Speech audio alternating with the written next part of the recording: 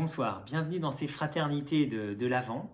Ces 4 rencontres que vous allez vivre en petits groupes sont là pour être une vraie expérience de nourriture chrétienne. Un temps pour se former, un temps pour partager et puis un temps pour prier ensemble. Ces 4 soirées de l'Avent qui nous préparent à Noël sont dans le prolongement d'une première soirée qui a eu lieu sur le Credo. La conférence d'ailleurs est disponible sur la chaîne YouTube de la paroisse pour ceux qui n'ont pas pu assister à la soirée. Pendant cette conférence, eh bien, j'ai voulu dire 3 choses. La première, c'est rappeler ce qu'est un symbole de la foi, qu'on appelle aussi credo.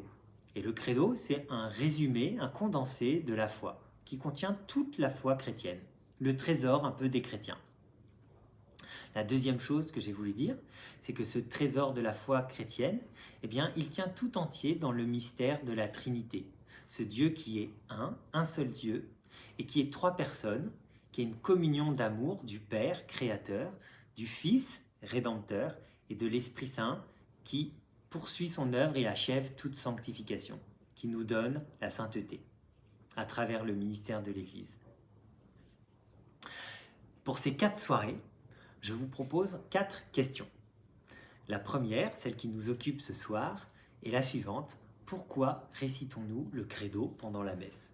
On s'est peut-être jamais posé la question. Pourquoi chaque dimanche et les jours de sonalité, pourquoi récitons-nous le credo?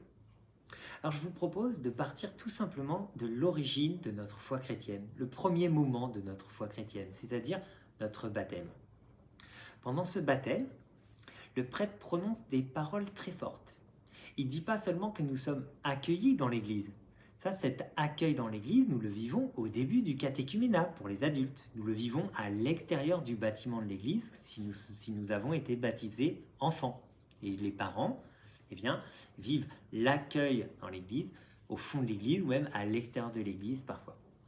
Mais le jour du baptême, la liturgie nous dit « Tu fais partie du peuple de Dieu ». Tu as été incorporé à l'Église.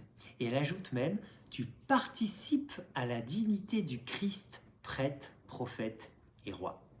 Donc la première raison pour laquelle nous proclamons le credo pendant la messe, c'est tout simplement pour nous rappeler notre baptême, pour nous rappeler la foi dans laquelle nous avons été baptisés.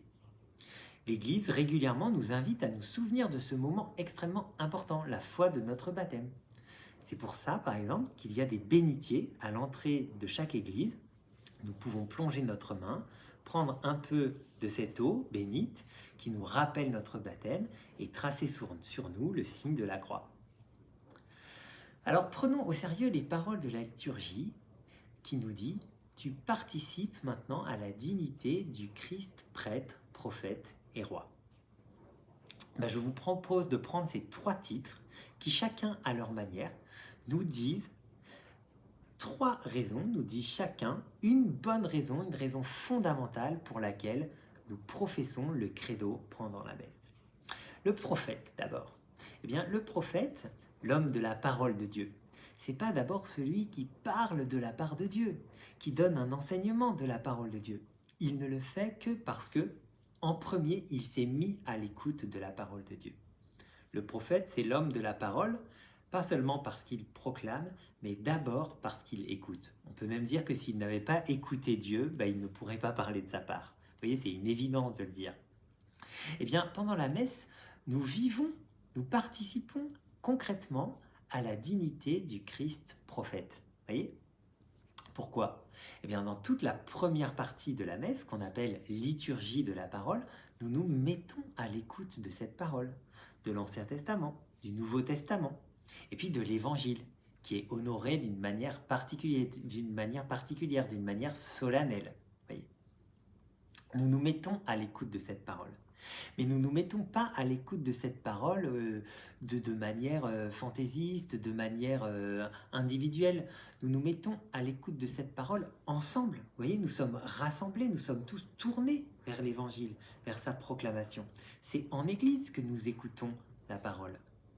Et si nous sommes en Église pour écouter la parole, c'est non seulement avec ceux qui nous entourent, dans nos bancs, ceux qui forment la communauté, du dimanche, la communauté paroissiale par exemple, mais c'est aussi en Église, c'est-à-dire unie à la foi de tous les chrétiens, de tous les chrétiens depuis les apôtres. Voyez, c'est à la suite des apôtres que nous nous mettons à l'écoute de cette parole. C'est dans la communion à la fois de toute l'Église d'hier, d'aujourd'hui et de demain. Et non seulement de Brignais, de Saint-Genis, mais même de Lyon, même de Jérusalem, même de Singapour, de New York. Nous nous mettons à l'écoute de la parole en Église, vous voyez, mais tout unis à tous les chrétiens de toute la terre, non seulement dans le temps et puis dans l'espace. Et c'est pour ça que nous proclamons le credo, parce que le credo contient toute la foi de l'Église. C'est en étant unis à la foi de toute l'Église que nous nous mettons à l'écoute de cette parole. C'est en remettant notre vie entre les mains de Dieu, dans cette foi qui est celle de notre baptême, qui est celle de toute l'Église, qui est celle des apôtres, et bien que nous nous mettons à l'écoute de cette parole, pour pouvoir la proclamer ensuite, j'y reviendrai par la suite. Donc première raison, voyez, nous participons à la dignité du Christ prophète. Le prophète se met à l'écoute de Dieu, se met à l'écoute de sa parole pour pouvoir proclamer cette parole. Eh bien, le credo nous rappelle la lumière dans laquelle nous nous mettons à l'écoute de la parole de Dieu. La révélation du Christ, notre Sauveur, de son Père et de l'Esprit Saint qu'il nous donne. La deuxième raison, c'est que le baptême nous a rendus participants de la dignité du Christ prêtre. C'est la deuxième raison pour laquelle nous proclamons le credo pendant la messe. Le prêtre, qui est-il dans l'Ancien Testament? C'est celui qui offre des sacrifices, souvent des animaux, à Dieu. Mais vous voyez bien, nous les chrétiens, nous n'avons plus de sacrifices, nous n'offrons plus d'animaux sur un autel, nous ne les sacrifions plus. Mais ça ne veut pas dire qu'il n'y a plus de sacrifices. L'unique sacrifice que les chrétiens offrent, eh bien, c'est celui du Christ. Le Christ qui s'est offert à son Père pour que s'accomplisse son dessein d'amour pour l'homme. Voyez ? Le Christ, comme dit une préface, il est à lui seul le prêtre, l'autel et la victime. Le Christ s'offre à son Père, il se livre à son dessein d'amour jusque dans la mort, puisque des méchants ont voulu le faire périr. Vous voyez, il n'a pas cherché la mort. Père, que ce calice s'éloigne de moi, mais non pas ma volonté, mais la tienne. Il n'a pas cherché la mort, mais il s'est rendu disponible au projet bienveillant de son Père, jusque dans l'épreuve, jusque dans la mort. Eh bien, nous n'avions rien à offrir à Dieu. Nos offrandes n'apportaient rien à sa gloire. Nous n'avions rien à offrir. C'est Dieu lui-même qui nous a donné ce qu'il faut lui offrir. C'est le Christ. Eh bien, quand le prêtre présente ce pain à Dieu dans l'offertoire, quand le prêtre présente ce vin à Dieu dans l'offertoire, nous lui présentons nos vies à travers les mains du prêtre. Quand le Christ s'offre à son Père sur la croix, eh bien, il nous prend tout entier avec lui. Quand le prêtre offre le Christ, le corps du Christ, l'élève vers le Père, vous voyez, c'est pas seulement pour nous le montrer, c'est aussi pour l'élever vers son Père. Et dans ce geste, eh bien, nous entrons dans ce mouvement et nous offrons à Dieu son propre Fils, nous nous offrons en même temps à lui. Et c'est ce que dit la doxologie, dont on a un peu parlé dans la première soirée, par lui, avec lui et en lui, à toi, Dieu le Père Tout-Puissant, dans l'unité du Saint-Esprit. Donc la troisième raison, pour laquelle nous professons le credo pendant la messe, c'est tout simplement, nous disons notre foi en ce Christ qui est venu pour notre salut, qui a offert sa vie, qui est mort et ressuscité pour nous, qui nous a envoyé l'Esprit Saint. Eh bien, ce Christ qui s'est offert pour nous, nous disons, avant que le sacrifice de sa mort et de sa résurrection ne soit célébré sur l'autel, eh bien, nous proclamons notre foi en ce Dieu qui a donné sa vie pour nous. Donc le Christ prêtre. Et puis, la quatrième raison, c'est le Christ. Nous participons à la dignité du Christ qui est roi. Le roi dans l'Ancien Testament, c'est celui dont la mission consiste à veiller à ce que chaque chose soit ordonnée à sa finalité. Vous voyez ? C'est-à-dire que chaque chose doit être vraiment mise au service de ce pourquoi elle est faite. Par exemple, si je prends mon travail, eh bien mon travail, la finalité de mon travail ne doit pas être ma puissance, ne doit pas être mon égoïsme, ne doit pas être mon orgueil. Mon travail est ordonné d'abord au bien de ma famille et ordonné au bien de la société. Et finalement, eh bien, puisque je suis chrétien, à l'accomplissement du projet d'amour de Dieu. Voilà la finalité de mon travail. On peut reprendre des exemples pour chaque chose.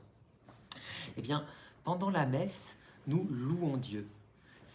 La messe, c'est aussi une louange collective. Nous louons Dieu, nous le louons pour sa grandeur, nous le louons pour sa sainteté, nous le louons pour tout ce qu'il nous a donné pour son amour. Vous voyez, la louange, elle nous permet de bien ordonner notre vie à sa finalité. Et finalement, ce credo est aussi à sa manière une louange, de la même manière que le Sanctus, que le Gloria, que beaucoup d'autres moments de louange dans la messe. Le credo dit ce Dieu que nous louons, ce Dieu créateur, ce Dieu sauveur et ce Dieu qui nous sanctifie. Donc vous retenez, nous professons le credo parce que nous nous rappelons notre baptême qui nous a incorporés à l'Église. Nous prions le credo parce que nous participons à la dignité du Christ qui est prophète, qui est prêtre et qui est roi. Et enfin, pour terminer, j'aimerais bien revenir sur l'étymologie du mot messe, qui vient des derniers mots que le prêtre prononçait en latin, ite missa est, c'est-à-dire allez, la messe est dite. Ite, allez, la messe est dite, c'est-à-dire allez, vous êtes envoyé, parce que missa vient du verbe mittere en latin qui signifie envoyer. Vous voyez, allez, vous êtes envoyé, c'est-à-dire cette foi que vous avez proclamée, cette foi que vous recevez de Dieu, cette foi dont vous avez vécu pour une part le mystère pendant la messe, eh bien ne le gardez pas pour vous. Allez le proclamer. Votre foi, elle est faite non seulement pour être vécue à la messe, mais elle est aussi faite pour être vécue et proclamée en dehors de l'Église, pour être proclamée et vécue dans le monde. Voilà, bonne soirée et à la semaine prochaine.